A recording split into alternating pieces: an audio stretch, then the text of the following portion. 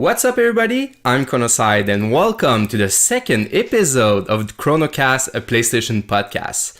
So today, for this episode, as always, we have YemmyTheFerret, aka Yemmy. What's up, Yemmy? How are you, man? Hey, I'm doing pretty good. How are you? I'm doing great. You had a good weekend? It was busy, but it was worth it. It was worth it. So you didn't play any games? I played a little bit, the last 2 days, so I'm caught up on everything. Okay, so we had some good feedback regarding the first episode. Some people loved it, some people liked it, some people didn't like it, which is totally okay. We got a lot of different feedbacks, especially the time of the podcast, which was a little weird for me because usually when I listen to podcasts, it's like 3 hours. So I understand that the first one was quite longer than we initially thought. But we'll try to keep it around 1 hour from now on, and we'll see how it goes. But I don't want to restrict the podcast to a specific time because otherwise it will just rush the subjects, and you know what I mean? Yeah. And a lot of the podcasts I listen to podcasts while I'm driving around. So like having them on Spotify and SoundCloud helps. So I understand why people are like, well, it's on YouTube and it's longer than most videos that you put out. I understand where people are coming from. So totally. we're gonna try. We're gonna try a little bit harder. Yeah, we're looking for SoundCloud and Spotify and stuff like that. But right now it's on YouTube, and we'll keep it that way for the beginning.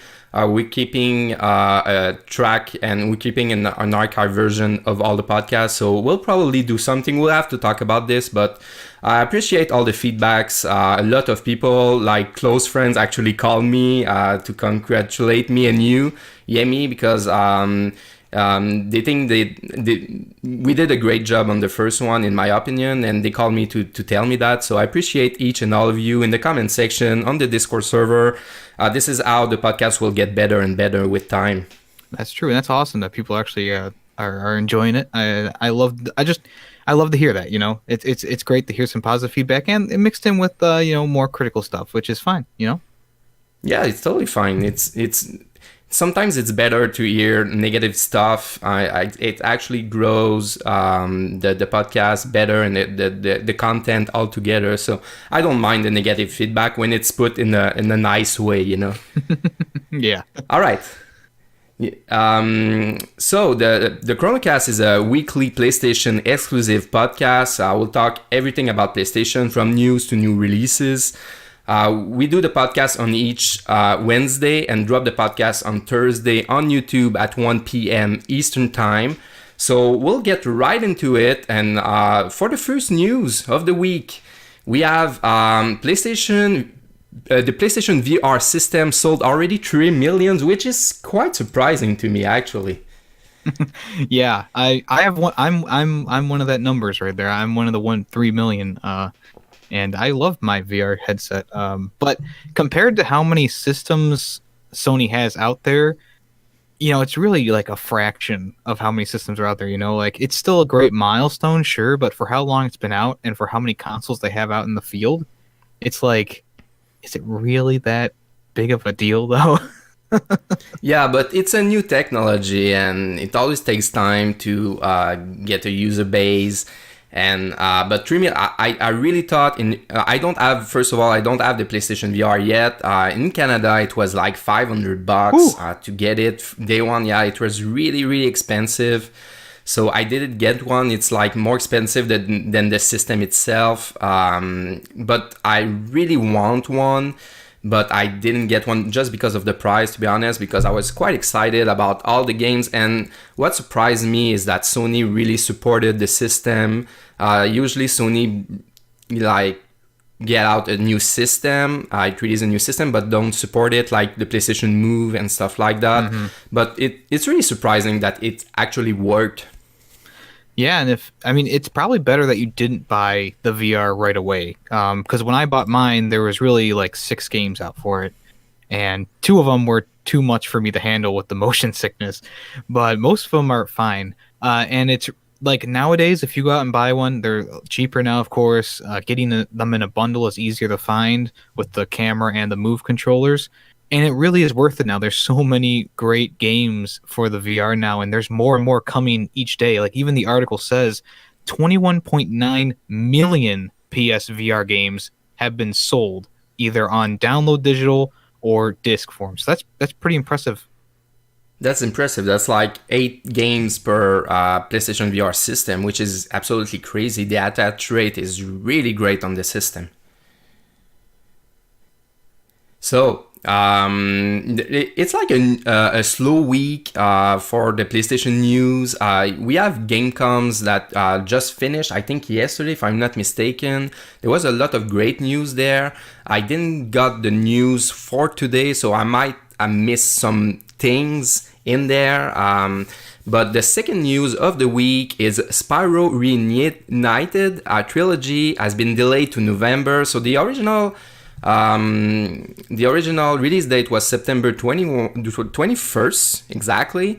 And it has been pushed by more than a month now, which is, I'm totally okay with that. But I think they had a great release date for this type of game, and now they're just going into the pit with all the great AAA games in November. So I'm not sure about the future of the trilogy and the sales. Yeah, that is true. November is the hot month for games because it's a month before Christmas, and people, usually go crazy for the new games in November. But I had a theory that they're doing this simply. I just, like I said, it's a theory.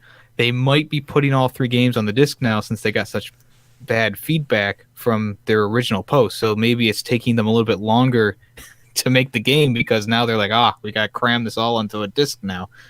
Hopeful. Yeah, that might be true. But, and there was a lot of rumors too that they backtrack on the disc form to get all the 3 games on the disc. They got a huge backlash on that. It was totally stupid too, but 1 month for that would be surprising to me. I think that the game is just not it release state yet. That might be a better guess, I think. And for some reason, they say that there's going to be a large day 1 download, much like most games nowadays. But yeah, I saw that. It's weird. Like I find it so strange that almost every game gets a day 1 download or a patch. Some games it really improves it. Other games it's like, so I'm going to wait 20 minutes before I get to play this new game. What am I going to do? And the download speed on the PlayStation is awful too. Yeah, like I have a great internet connection, and on the PlayStation it's like a quarter of the real speed, even wired. They really have a problem with that. Yeah, so it's annoying for sure. Yeah, definitely. I have 20 megabytes per second or whatever, and PlayStation usually it's about 5 to 10 less depending on what day. Yeah, exactly, and it's not always the same too. It really depends on the day and the hour and the traffic on the PlayStation server. I really don't know, but it's not normal in my opinion. All right, so the next one, Yemmy, is I think my favorite news of the week. Life is Strange 2 will be released in just over a month. I missed this news during the summer, but the official release date is September 27 on the PlayStation 4, and it's not following exactly. I think it's in the same universe as the first one, but it's not with the same characters, which was quite surprising to me. Yeah, it's weird that they're calling it Life is Strange 2 when it's not Chloe or Max. It's like they have Before the Storm, which is a spinoff. I think this game is kind of more of a spinoff than a direct sequel, Yeah, I think so too. That's why the 2 at the end of Life is Strange is strange to me. Yeah, they don't. But I don't want to for anybody that never played this game. At the end of the first game, there's an event that actually changed the course of the story, depending on what is the decision that you'll make. So maybe that's why they didn't exactly use the same characters. I don't know. You finished this game, right? Yeah. Life is Strange 1 I finished, and Before the Storm I'm about halfway through now. Okay, I haven't played Before the Storm. I heard mixed reviews about the game. Some people loved it, some people liked it, but it's not in the same review as the first game, I think. Yeah, that's true. And there was another game too that was in the same universe. Captain Spirit, The Adventures of Captain exactly. Spirit. Yeah. Which sounds super cute. I still need to play this game, but I'm excited about Life is Strange 2. If it's in the same vein as the first one, that's totally on my wish list. Yeah, totally. And the same music composer from the first game is coming back for this one. Oh man, the music was beautiful. I know, I really enjoyed it. And the original, like, what would you call it, like a folk band? Not really folk, but like more like an indie band that played the original music. I thought it was really good. Yep, me too. And it was original soundtrack. And like I really enjoy when a developer took the time to really work the music. Like the God of War series is reputed for that. Mm-hmm. And yep, it really brings a whole lot of emotions in there with the soundtrack. That's for sure. Yeah, definitely. You felt a lot more connected to the characters with the soundtrack rather than without it, and especially when like one of the first scenes in the game is like she puts in the headphones and you just hear this beautiful song play while you're kind of going through and exploring the characters in the high school. It's great, and I hope that they kind of continue with that feeling in this one. Although it seems like it's going to be more like an on the run kind of story. Like it's said in the description that like their father is missing or killed, and they have to go somewhere to escape or find him. So it's going to be a different kind of feel to the game in whole, but I think that change might be good, you know? Yep, but I'm pretty sure they won't change like a lot of the games, but for the original game, I hope the sequel is good too. I hope it's in the same vein, like I said before. Right, yeah. All right, so the next story is Supermassive Games, which is the creator and the developer of Until Dawn, which I really enjoy. It was one of the best games I played this year. I think it was last year, if I'm not mistaken. They released The Impatient. Is that the right word? Yeah, that was last year. The Impatient came out for the VR system. Exactly. And on in Gamescom 2018, like a couple days ago, they announced the Dark Pictures, which is a series of standalone cinematic branching horror games. So each episode you'll play a different horror game. If I'm reading this correctly, there's not a whole lot of information, but this is really cool, man. Yeah, I'm excited for this, especially this first one being on like an old derelict World War II ship that's haunted. Like that's awesome. Man, that's a nice setting too. Man of Medan, I think it's called the first episode. I'm not sure if all the episodes will be available at release date. I'm not sure if that's a full game or they will be released episodic. Yeah, I think it's going to be episodic because it's saying that the first game in the series is going to be launching in 2019. So I think Man of Medan, whatever it's called. I think that's going to be like the first game in the series, and it'll be kind of like it'll probably be kind of like, you know, Life is Strange or The Walking Dead, where you have a season pass for the episodes or stuff, something like that. So we don't know exactly how much episode there will be in there, and we don't know what will be the time between each episode too. This is what scares me a little bit. If they release the episode like Telltale style, that will not cut it for me. I'll just wait for all the episodes to come out, and I'll play them in a marathon or something like that.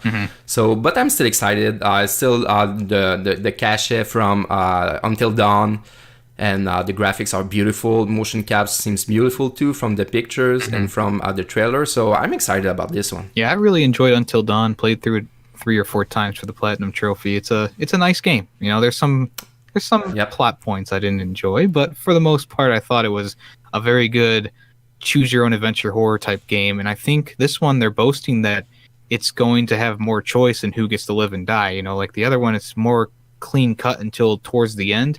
This one seems like there'll be more of an overarching kind of choose your fate kind of thing, which I really enjoy. Yeah, that was a nice slasher game. I don't remember another game in the same vein as this one. It was pretty unique, and there was a lot of great actors too. The one from Mr. Robot, and the cheerleader from I don't remember the names exactly, but the cheerleader from Heroes, the series. Yep. So they put a lot of money and work into this one. So I'm excited for their next project. Yeah, me too. All right, the developers are behind Layers of Fears, which I didn't play but got a lot of positive reviews. Announced they're teasing the new game, which is Project Melies. We don't know a lot about the game. It's probably an horror game like the first one. The first one was quite unique with how the scenes were changing. And I think they was touching a little bit of depression, the subject of depression. So I'm not sure if you played this game, Layers of Fear, the first one. Yeah, I played all the way through it in one go. It was interesting. I wouldn't give it like high marks, but there are points in it where I was genuinely afraid or, in fear. But there were some things that just didn't kind of work that they wanted to. Some of the transitions to the scenes weren't as good as you'd think so. And I don't know if you ever played the Batman Arkham games, but there are some scenes in those where you have to like turn around, do like a 360 for this new scene to load. And this game, it seemed to be not as I don't remember this one. In the first two Batman games. I believe it was more in Night. Night was the one that used it. Oh, I haven't played the third one. It's the fourth one technically, but the third one in the official main series. Yeah, I X out Origins from the Batman games. It's not that good. You don't like the Arkham game? I don't like Arkham Origins. I thought it was. Oh, okay. I have lots of opinions on that, but it will take a whole episode for me to hash it all out. yeah. Origins wasn't even Warner Bros. I don't remember the developer from the original series, but it was a different developers for this one. They took like a B team to do Origins. Like it was really a cash in. Yeah. For the series. Yeah. So. But anyways, it shows for sure. So what does Project Melies mean? Melies? Yeah. That's a French name, but I don't. That's a French word, but I don't even know what it means in French. I recognize the accents in there on the E, but otherwise I don't know what that means. Ooh. That's surprising, right? Yeah. So the next one, Yemmy, is breaking the silence on the Quiet Man, which is a cinematic brawler. I put that in the news because I thought it looked really unique. The music, like we said before, music is really important in the game. And this one, it was really beautiful. It's priced at $14.99 right now. We don't know much about the game. It seems like a short game, 3 hours immersive cinematic live action, third-person brawler gameplay. So what do you think about this one? I mean, this looks like a real interesting game because, like you said, it is a live cinematic game, and yet you have the choice in how you want to approach a fight. So the amount of time and effort that has to be put into this game is probably comparable to like Late Shift or The Bunker, like all the different choices you can do and all the different people who need to be in there. And it's a real interesting when you see more of the more cinematic type games like this where there's a little bit of choice in there. But this one seems to be going above and beyond and giving you a little bit more choice than usual, which is really cool. Yeah, it's even more complicated than a movie, honestly, because of all the branching paths and everything. So you really have to work, and it's a huge risk. And this is what I like about Sony and PlayStation. They really like to take risk in their games and really brings a different experience to the table. Mm-hmm, definitely. The next news, do you have something else to say about that, or? Nope, that's enough for me. No, okay. That was just a quick news. Just wanted to let the listeners know that The Quiet Place is out there, guys. The next one, I'm kind of mad about this. No publishers are interested in Futurlabs' sequel to Velocity 2X. Velocity, the first Velocity and Velocity 2X are probably one The series I played a lot and I really really enjoy on my PlayStation Vita. It's like an old school like vessel games type of arcade games with platformer section in there, especially in the second one. And you have to be really fast. It's basically like a speed run. I really, really enjoy the Velocity series, and I'm kind of bummed that no publishers want to see the third games. Yeah, it's crazy because Velocity 2X is such a unique way to play a platformer and a shooter. Not like a first person, but like with Yeah, the it's ship. like a vertical shooter, Yeah. exactly. And it's like I don't know why no one would want to pick this up because it did sell. I mean, okay, it sold well because it was free on PlayStation Plus, but you need to factor Yep. that out because with the PlayStation Plus being a factor, more people know about the game, more people have played the game, so you probably want to latch onto a game like this. A lot of people are waiting for it, and they're saying that if people buy it enough on the Switch, it might be, put onto the Switch first, or some developer might look at the Switch numbers and be like, all right, we'll take you for this Velocity Supernova, which is what the next one's going to be called. And there's one tweet that really resumed the situation well. In the article on pushsquare.com, it says, sequel to a 90 Metacritic. Wow. Does it looks great? Yep. Does it plays great? Yep. Does new thing? Hell yes. Okay, we're interested. How many players of the previous game? Over 1 million. That's because it was free on PlayStation Plus, like you said before. And it's great. How did it sell?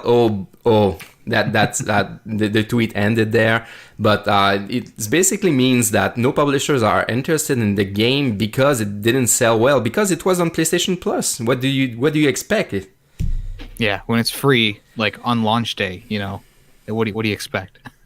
Yeah, exactly, and people played it too, so maybe it was a bad move to put it day one on PlayStation Plus, but there's a lot of small publishers out there, and they could self-publish their game too directly into the PlayStation Store. It's possible now. Right, yeah. So they should give it a try for sure. I'll buy day one, that's for sure. I mean, PlayStation will allow the Black Panther game, the whatever it was called, to be on PlayStation. Why wouldn't they want this to be on PlayStation? I don't understand. Yeah, exactly. That's Life crazy, of man. Black Tiger, that's what it was called. Yeah, that was bad. That was a really bad game, and it sells pretty well. I think it was an easy platinum too. A lot of huge YouTubers played this game because it was so bad. So it was kind of a meme. Yep. Yeah. It's kind of a meme, exactly. Yep. Okay, so the next one, you wanted to include this one into the PlayStation news. Oh yeah. PlayStation. Yeah, it's all your fault, man. PlayStation reveals 4 new DualShock 4 controllers. So it's true that we don't see a lot of PlayStation new colors, PlayStation for the controllers, I mean. Mm-hmm. But the first one, it's like a berry blue with like, and the first one looks really bad. It's like all the buttons are like a reddish purple and blue, berry blue, which is really bad. The second one is like an orange with a blue. I like definitely dark like the blue. orange one. The orange one looks slick, that's for sure. Yeah, the top one is just like It's weird, right? I It's don't like know. I don't retro like style. looking at it. I scroll past that one and go, "Hey, orange." The third one is like a blue camo, and the third one is like a bronze. The last one is like a bronze metallic colors, which Yeah, it's kind of like copper. pretty cool. Yeah. Yeah, copper, exactly. Yeah, that's the word I was searching for. So yeah, that's pretty much it. So the next segment of the show is yours, Yemmy. Yeah. It's the drop, the new PlayStation games. So in the feedbacks that we got, I think the segment drags a little bit longer than we originally thought. So we only picked the titles that we really wanted to talk about. So we'll probably skip a lot of like garbage title or just titles that we're not interested in. So let's go. Let's do this. All right. So this week on new PlayStation games, we have one that I've played on the Switch. It's called Brawlout, and it's kind of like a Super Smash Brothers clone where you. I mean, it's pretty much just Super Smash Brothers. Yeah, it's exactly a clone, exactly. And Juan from Guacamelee is in it. Yep, I'm excited about this. So yeah, you Brawlout. It packs a punch with couch and online play modes, which is fantastic because couch play is dying, and we really should be bringing it back. It also blends platform fighting mechanics and traditional fighting mechanics, and it's got a stylish and fluid battle kind of moves to it.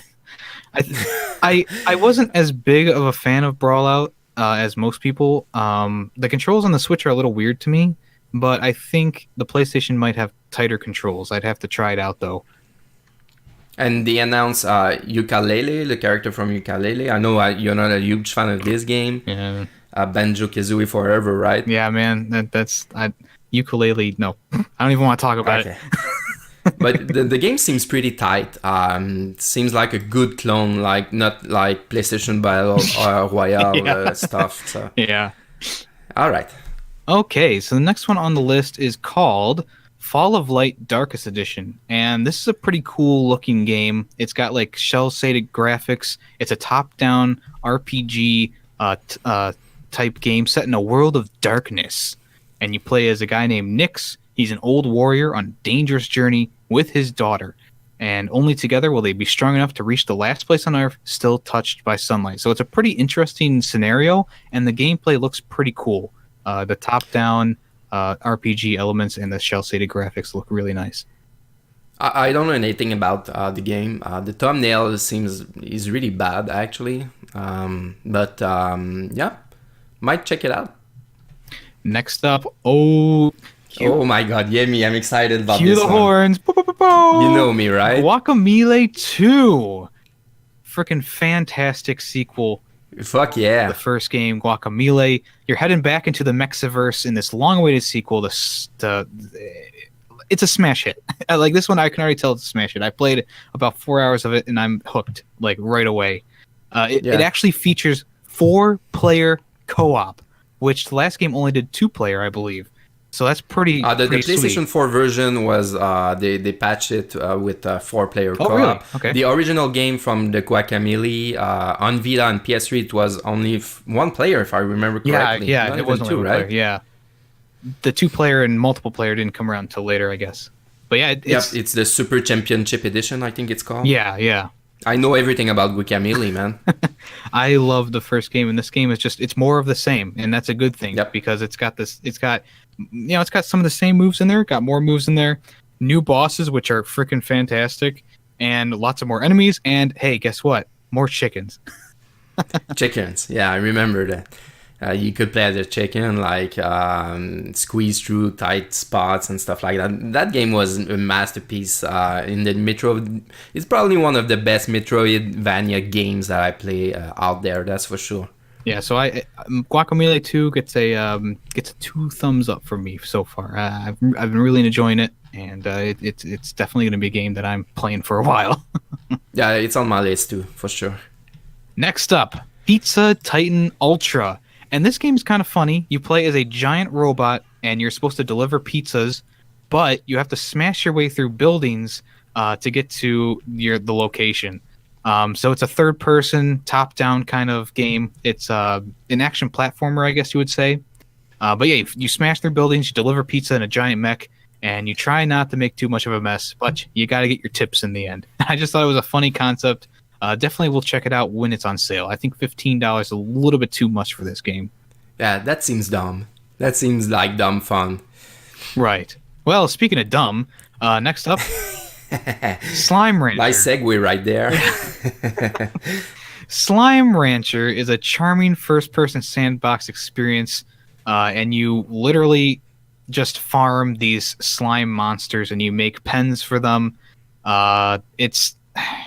It's not a game that I'm like completely interested in, but I think a lot of people who like kind of games like these, it has a Viva Pinata feel to it. I don't know if you ever played that game on the Xbox or if you even had an Xbox, but yeah, I remember this game. Yeah, I think it's kind of close to that, but I'm not gonna pay $20 for a game like this. It doesn't look like it's really worth it. But I just wanted to mention it because I think there are some people in the audience who might find it interesting to kind of play around with. Yeah, for sure.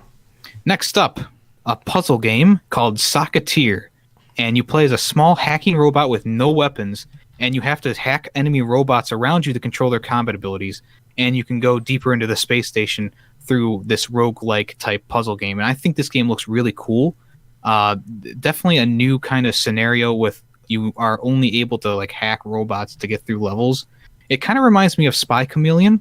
It just has a little bit of a different feel to it, but it's pretty cool. I like the art style on this one. Yeah, it's definitely got a nice art style. Once again, I think I'd wait on a sale for this one. $10 again, a little bit much for a game like this. we are pretty cheap now. I remember back in the days it was like $60 in Canada, and it was not expensive for us. But now, like, we're looking at a $10 game and we're like, nope, it's too expensive. Well, you gotta look at is the game really worth it? Like $15, $15 for that last game, the pizza game. Just looking at the screenshots, I know that's not gonna be a good deal. Sure. I agree with you, man. But hey, that's the new releases for this week. Short, sweet, and to the point. Yep, exactly. And I was reading the comments, and they leave out Shenmue Collection, which we'll talk about in the trophies segment. So yep, it's coming out this week too. But Shenmue Collection, I know there's a lot of Shenmue fans out there. I'm not one of them. I didn't own a Dreamcast when it was released, but it's a great way to re-experience the series for sure. Yeah, I've never played the Shenmue games, but if they get high enough praises, and I think remasters are a great idea because they give new players they can play the older games without having to go back, get the old system, get a ROM, get a emulator. So it's nice that they're doing this to more games and more games. Yep, I agree with you. All right, so topic of the show, Yemi. I ask you to pick your top 10 PlayStation game of all times. We'll try to just say a little description of why it's under your list and stuff like that. We won't talk about the game at length because it will be too long for the podcast. Right. But we'll go. We'll take turns and we'll we'll start with number 10. Do you want to? So let's go. Go first. Do you want to try and guess each other's number one game right now, or? Well, you have one try. Let's go. Chrono Trigger. It's not even on PlayStation, man. Oh, I like the rules. Oh yeah, I forgot to say the rules. One game per franchise, so you cannot just say Metal Gear 1, 2, 3, 4.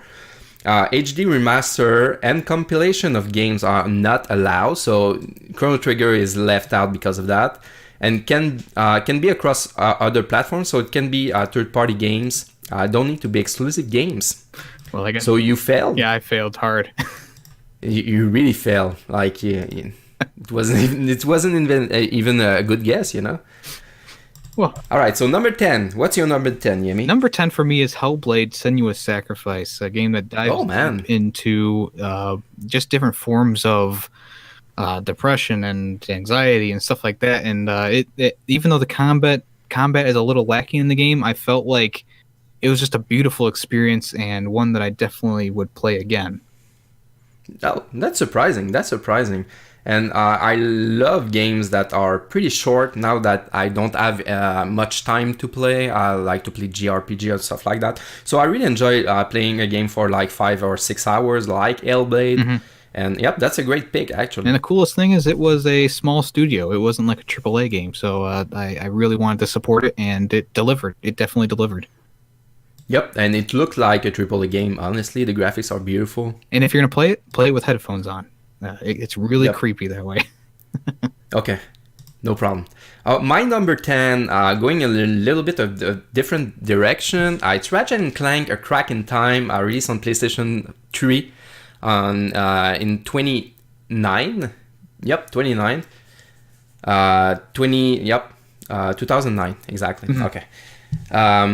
So I wanted to bring a Ratchet & Clank into the list. Crack in Time was probably the best one in my opinion. I really liked the latest one too, but it was more of the same regarding the story.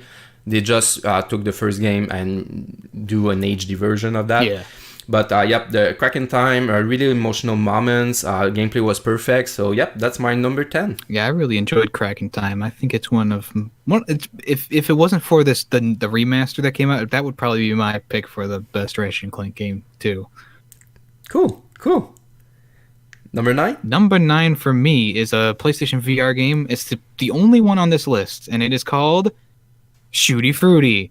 This game freaking rocks. And Okay. it is definitely like it's stupid in concept. You shoot fruit, but it is just so freaking fun. The different puzzles you have to go through with the shopping line. You have to scan items and put it into the box. You have to scan a specific item and put it into a specific hole. You have to put food on trays while defending your cash register from fruit that want to kill you. Everything from watermelon to raspberries to bananas, all kinds of things. It's just such a freaking fun game, and it utilizes the VR functionality so freaking well. And I love the So a little bit like Overcook, or no, same concept? No. Okay. it's you actually shoot the fruit. Overcooked's more like you prepare the food and you send it out. This one's more of you scan the food on your conveyor belt and you pick up guns from a conveyor belt above you, and you have to shoot the fruit while trying to scan items and getting the best time you can. It's freaking fun. It's so freaking fun. All right, I believe you, man. I never heard of this game, so I've played it a few times on the channel. Sure. Yeah. Yep. My number 9 is God of War 3 on the PlayStation 3, release in 2010. Probably like if I finish the God of War PlayStation 4, the PlayStation 4 version, it will be on the list pretty high, I think. But I haven't finished it yet, so I didn't put it up on the list because I think it was unfair to not have finished a game and put it on the list. So God of War 3 was the perfect ending for the series. A lot of emotional moments, a lot of really huge boss fights, which I really enjoy. It was a masterpiece when it came out on PlayStation 3. I think it's the best one of the series. I don't know if you agree with me.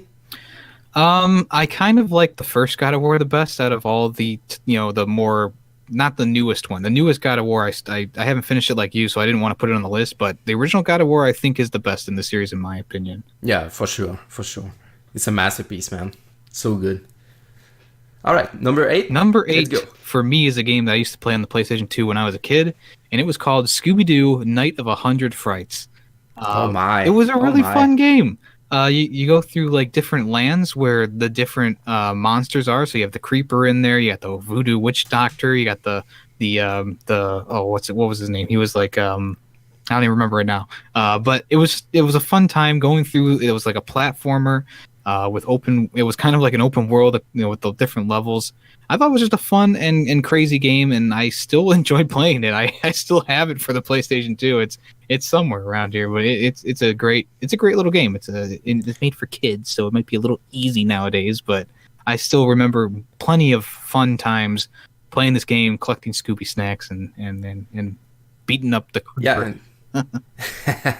I'm a huge fan of the Scooby-Doo series, the cartoon, and I think there was a lot of cool games of Scooby-Doo back in PlayStation 1 and PlayStation 2, so yeah, it's definitely where it's surprised. I'm not surprised. You have a weird list so far, but I'm not surprised.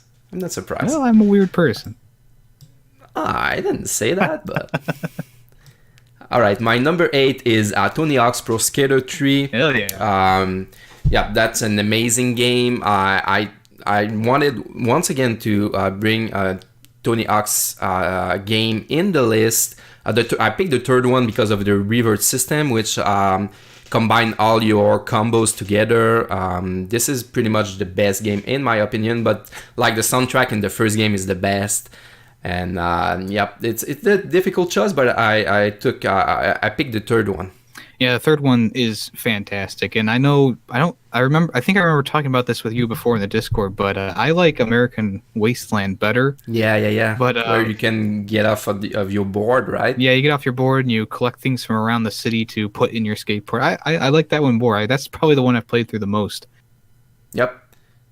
All right. Let's do it.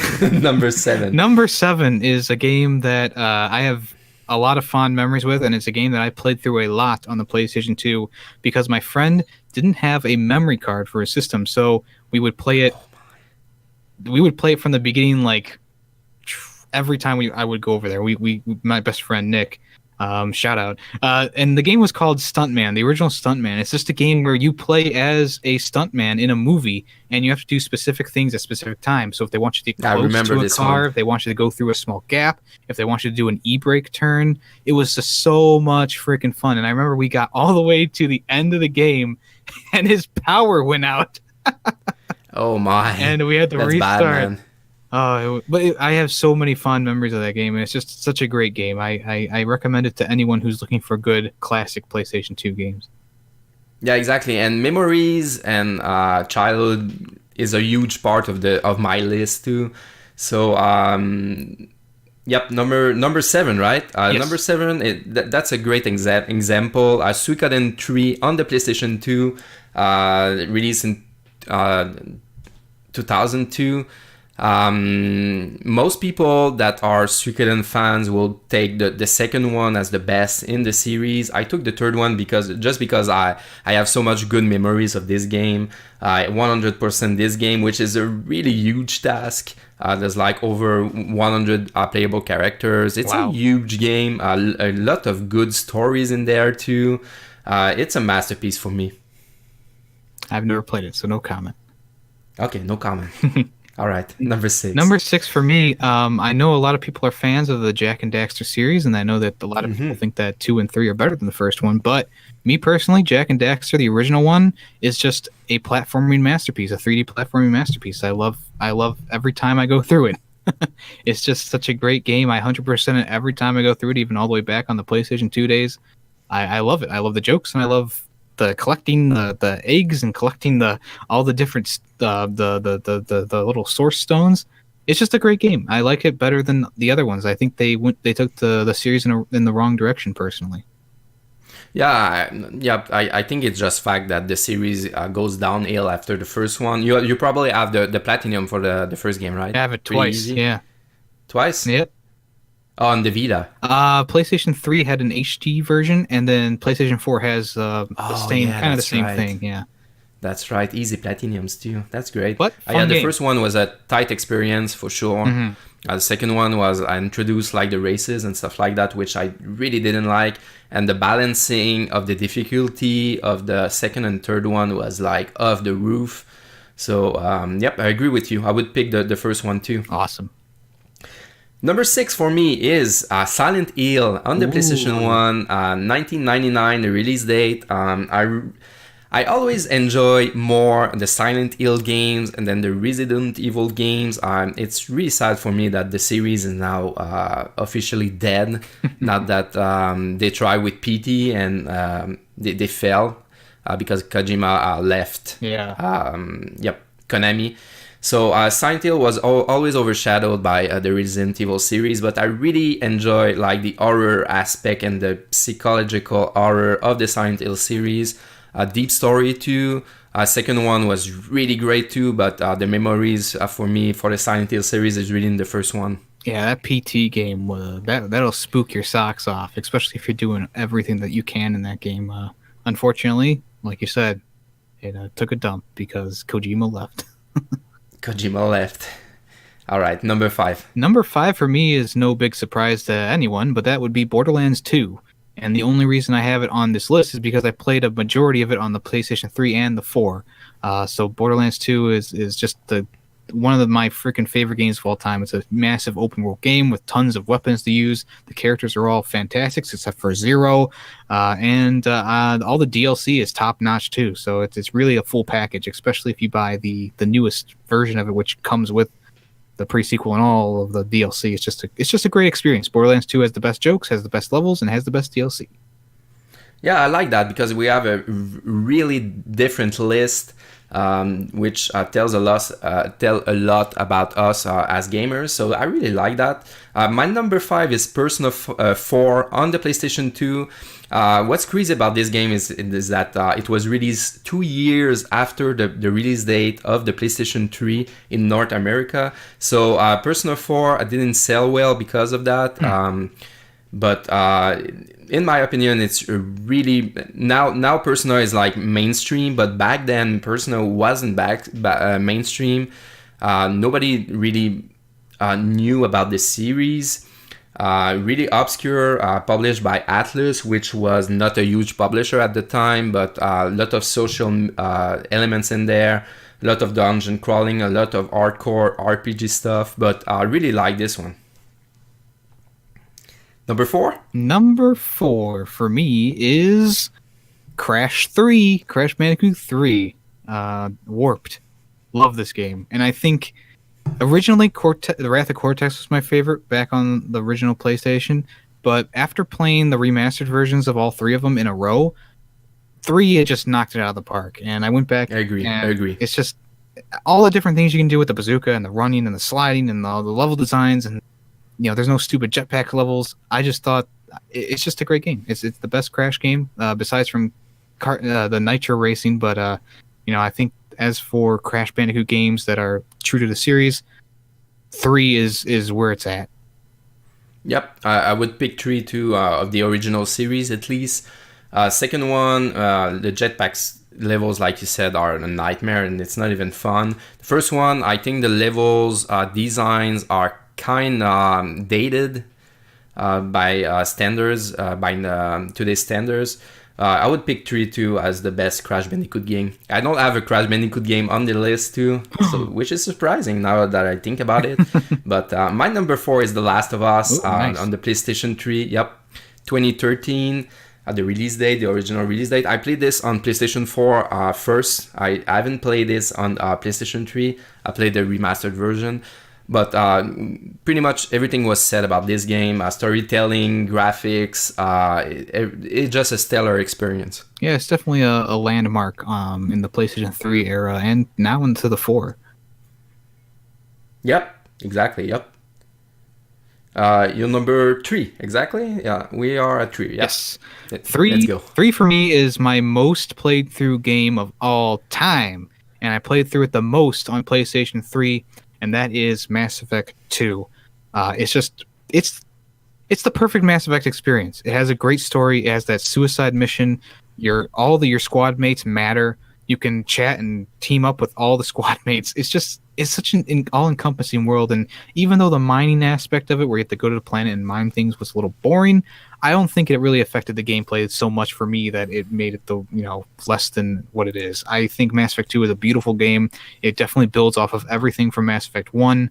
And unfortunately, Mass Effect 3 took some of the ideas from it, but in the end, it kind of failed for me.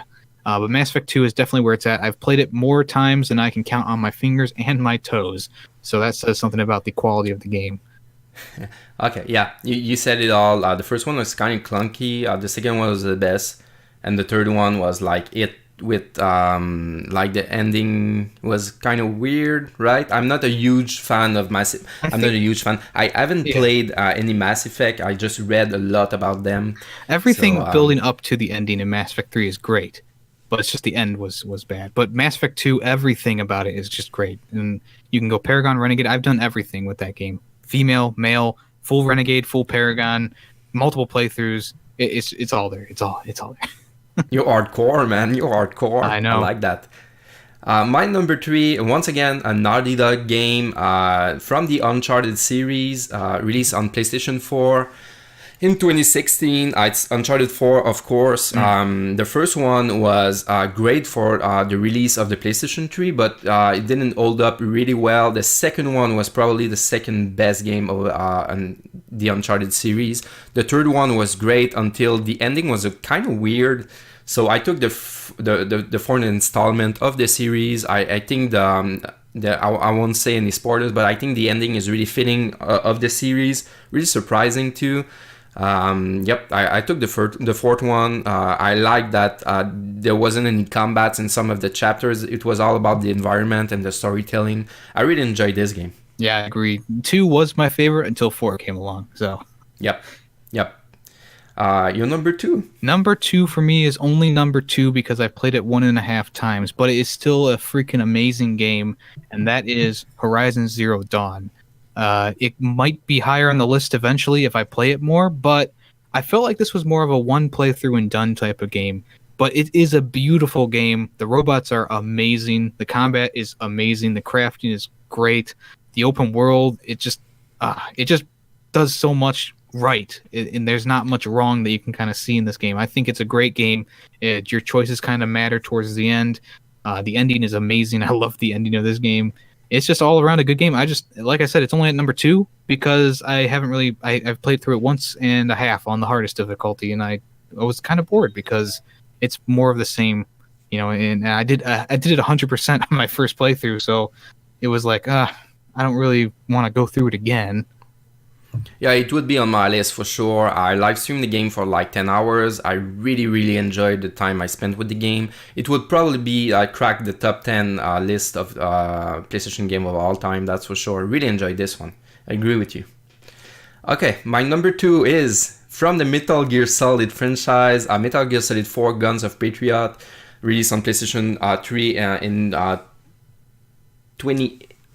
2008. I have a difficulty with the numbers, man.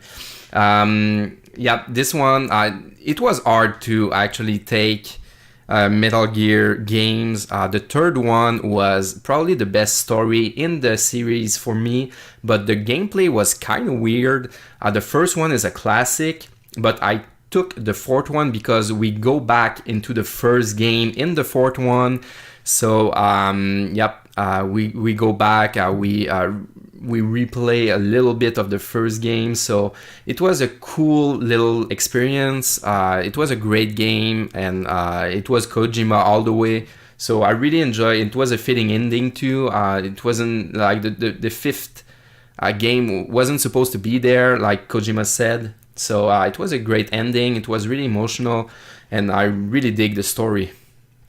Yeah, the first Metal Gear game I played was the little tiny one that was released. I forget what it was called. The VR missions? No, what was it?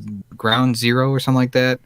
It was like the little it was like a single mission between the games. Yeah, I really enjoyed Phantom Pain and that game. So I definitely want to go back and play the older ones. Yeah, it's really different though. It's really, really different. Well, yeah. But you might enjoy the story. Your number 1 PlayStation game of all time. Number 1 shouldn't come to a surprise to anyone, but that would be Bloodborne. Just a freaking fantastic game. Dark Souls-like. The gothic textures, the bosses, the enemies, the behind-the-scenes story, the Easter eggs and stuff you can do. It's just freaking amazing. I played through this game 8 times, and each time is just a better and better experience. It really... It's not as hard as a Dark Souls game, but I think the difficulty is there. It's enough that you can get a challenge from it each time you go through with the rising challenges, and the boss fights are just fantastic. I don't think there is one boss fight that I would take out of the game, but the rest are amazing. And the DLC, if you're looking for a Dark Souls experience, the DLC is one of the hardest DLCs I've played, period. It is just freaking massive and difficult. But I love everything about this game. The weapons, everything. It's just so beautifully done. And I'm really hoping for a Bloodborne 2. Yep. I haven't played Bloodborne yet. It's on my list to play on live streams. We talked about with each other that you will thank me through the game. So I'm excited about that collaboration between us, But I'm hearing a lot of good things regarding Bloodborne, so I really want to get in there. All right, so my first game, my number 1 PlayStation game of all time, going in a different direction completely, but it's of course Final Fantasy VII on the PS1 in 1997. The release date, I'm a huge Final Fantasy fan. I would put a lot more Final Fantasy games in there if I could. Final Fantasy VII is like a classic for a lot of people. The storytelling was stellar for its time. The combat, the turn-based combat, everything was great about this game. I would still put number 6 or number 3 on the Super Nintendo first, but it's not a PlayStation games, so it doesn't count. But Final Fantasy VII, my number 1 PlayStation game of all time. Nice. I've never been a fan of the Final Fantasy series. I played the newest one, but I couldn't really get into it. Yeah, man, no. That's not a good pick. I know The it's 15. it's completely different if I remember correctly. Yep. If you don't like turn-based RPGs, you won't like the old school Final Fantasy for sure. It's a bit dated in terms of like mechanics and stuff like that, but I still really enjoy playing them. Going to the trophies segment, Yemi. We have three games on the list. The first one is Brawlout. We talked about this in the new releases. This one have 5 gold, 10 silvers, and 17 bronzes. The platinum has not been earned yet by anybody. I think the game is released today, though. Yeah. Or yesterday if you're listening to this on Thursday. Which you probably will, because it's not released yet. The platinum seems like a grindy one. A lot of play 100 couch matches with friends, win 50 online games with less than 10% damage taken, win 100 1v1 online matches. So there's a lot of online trophies in there, so I'm not entirely sure about this trophy list. It kind of sucks, to be honest. Yeah, some of them seem like luck based too. You have to be very lucky to get someone, or you have to know someone who will do it for you. But I think it's a tough platinum, and especially getting all the different colors for the characters. I don't know exactly what the way to get that is, but I'm guessing it's just lots and lots of grinding. Yep, exactly. The second and third one, we'll do them together. It's Shenmue 1 and 2 from the collection. 4 golds. For the first one, 4 golds, 18 silvers, and 6 bronzes. And the second one is 5 golds, 14 silvers, and 8 bronzes. Not sure about the list, though. It seems like there's no missable that I can think of. Yeah. Not sure if the game is open at the end of the game. A lot of people already have the platinum, but there's a lot of hardcore fans of Shenmue, so it doesn't mean anything.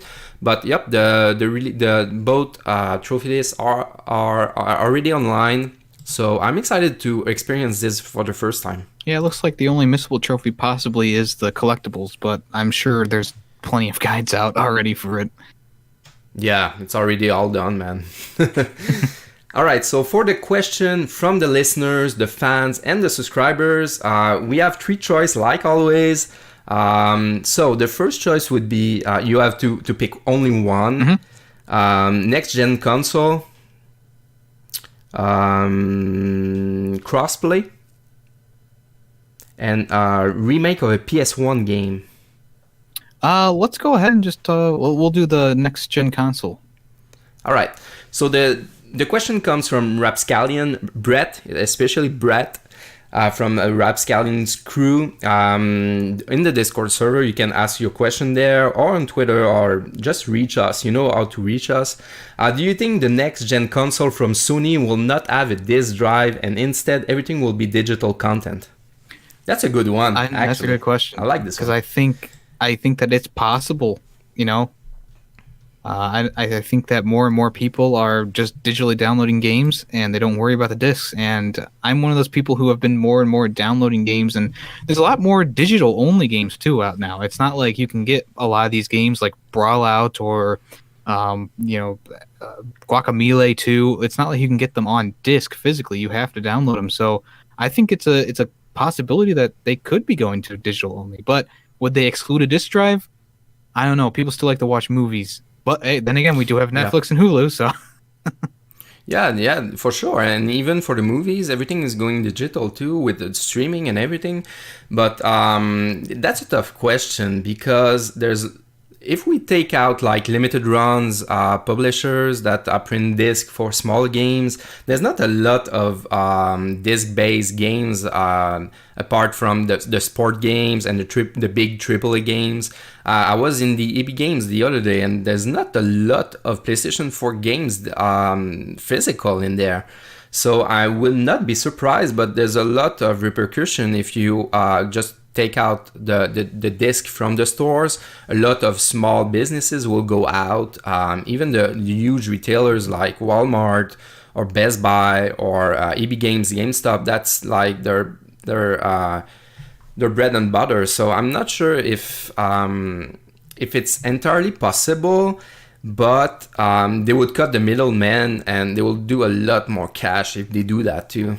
Yeah, they could always give out digital codes at places like GameStop and Best Buy and stuff like that. I think they already do have like those cards that you can buy and you scratch off the back and you put in the code for the game. But yeah, I can definitely see how small businesses, especially ones that are like used sellers, could possibly just be pushed aside because of this. Yeah, exactly. So my answer would be no, because I don't think it's entirely possible to, even in a marketing point, just trying to sell a console without a disk drive would be really hard. Xbox already tried it and they failed. Yeah. When before the PlayStation 4 and Xbox One was released. So I don't think so. Maybe PlayStation 6. Who knows what the future holds? But yep. My answer would be no. Yeah, it's a hard maybe for me. Or maybe. All right.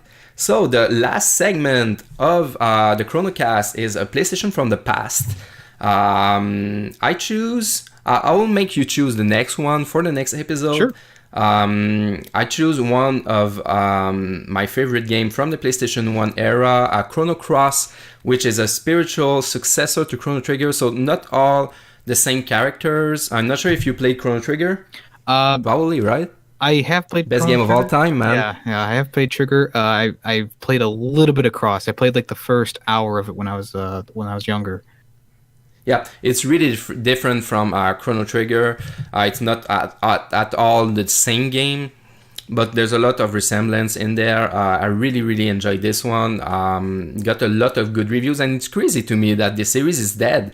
Only after Chrono Trigger is regarded as one of the best games of all time. Chrono Cross was pretty good in terms of review too, and Squaresoft in the time decided to maybe it was the switch from Squaresoft to Square Enix, but they ported Chrono Trigger several times, but they never really did a real sequel to the games, which is absolutely crazy to me.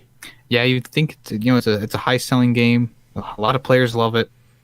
Why not just do a sequel?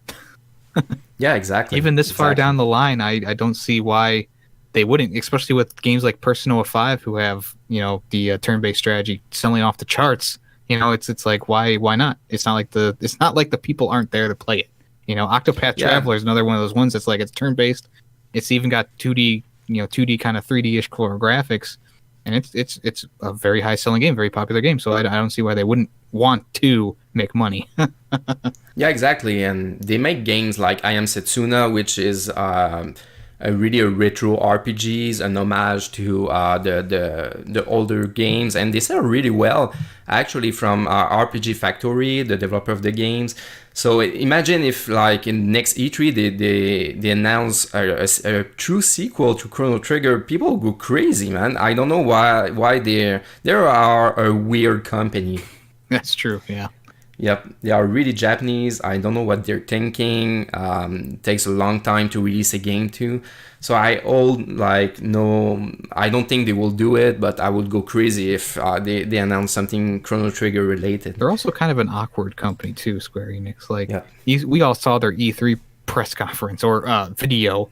Like, I don't know who's really running it over there, but they're definitely falling behind. There's a lot of weird substance in there, I think. All right. So this is it, my friends, for the second episode of the CronoCast, a PlayStation podcast. I hope you enjoyed the episode. Like always, you can leave feedback in the comment section, in the Discord server, on Twitter. You can leave feedback to me, to Yemmy, which is the main co-host of the podcast. So I hope you enjoyed it. Do you have any last word, Yemmy? I just want to say thanks for listening, and you can check me out on Twitter, YouTube, and SoundCloud if you want to. All right. So I hope you enjoyed it, like I said before, and I'll see you in the next one. Thank you.